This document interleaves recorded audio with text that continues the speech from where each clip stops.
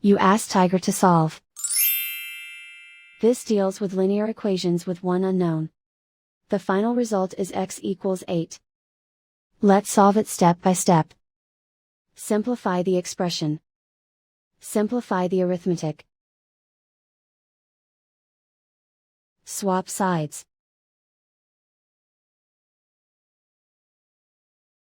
Group all constants on the right side of the equation.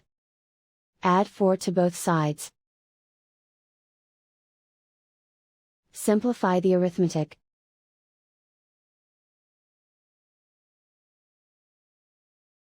Isolate the x. Multiply both sides by inverse fraction 2/3. Group like terms. Multiply the coefficients. Simplify the fraction.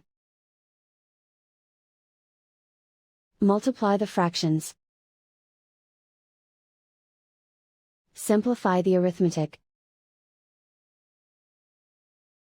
And so the final result is x equals 8.